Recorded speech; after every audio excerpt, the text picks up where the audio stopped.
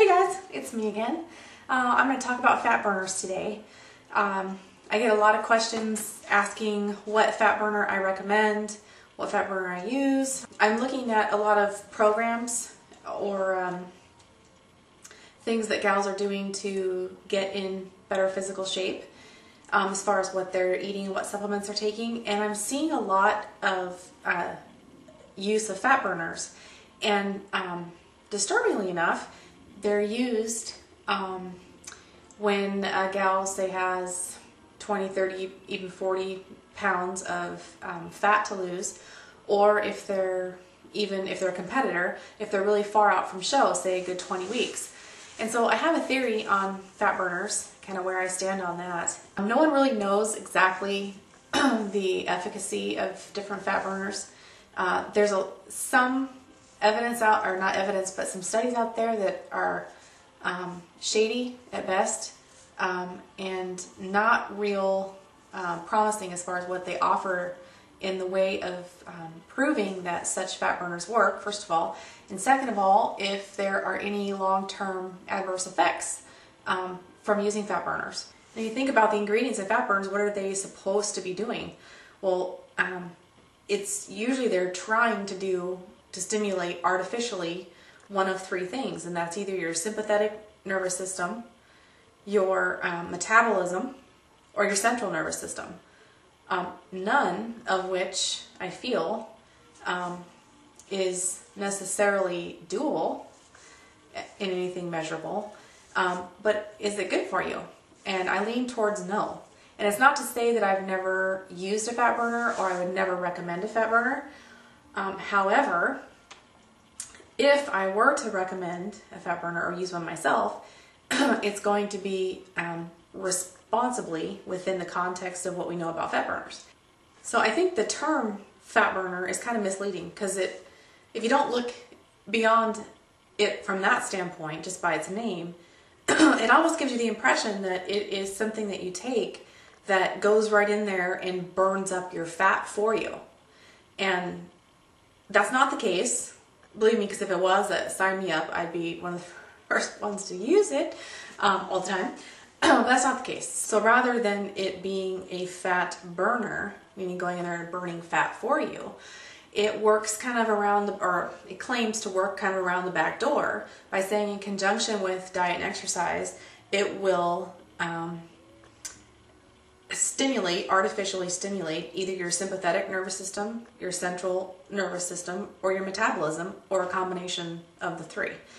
And it can do it with stimulants or non-stimulants. What can it possibly be used for, if anything? Well, my personal opinion is that it shouldn't be used at all, if at all possible.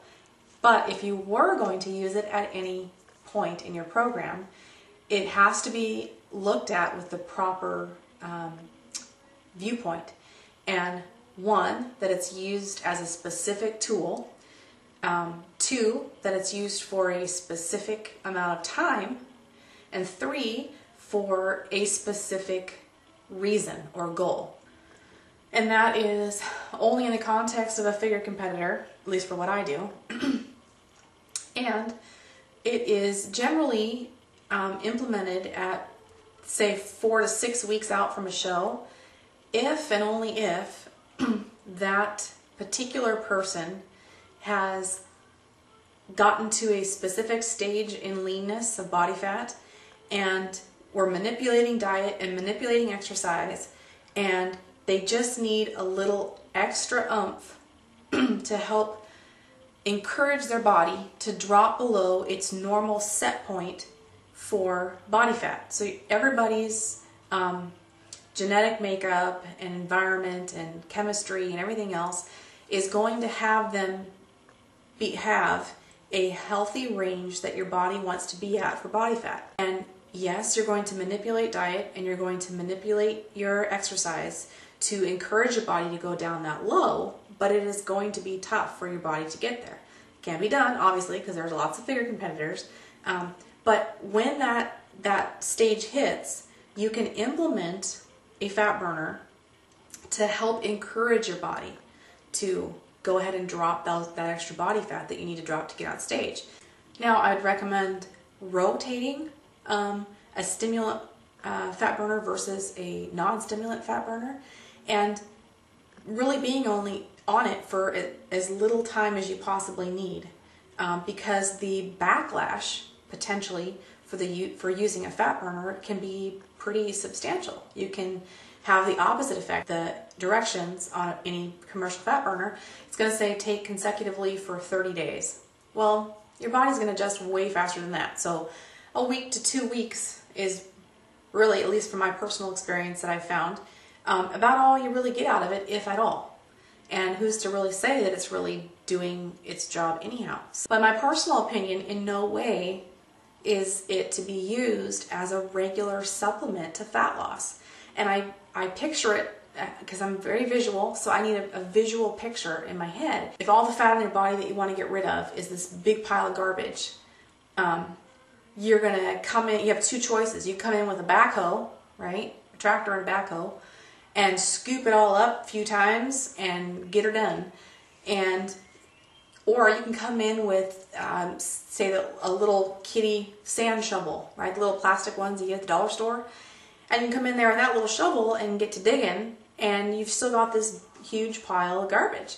And that is how I equate diet and exercise, which is like the backhoe, and a fat burner, which is like the little kitty shovel. Because the kitty shovel isn't necessarily effective, okay, for everything. And it is a drop in the bucket compared to what you can do with diet and exercise. Diet and exercise are your only real tools, okay? And manipulating those with a little bit of education will get you the results you need. You can be as lean as you want to be. You can maintain a body type that you want to maintain. And I'm strictly talking about, you know, the outward things that we can deal with, like food and exercise and manipulating both of those.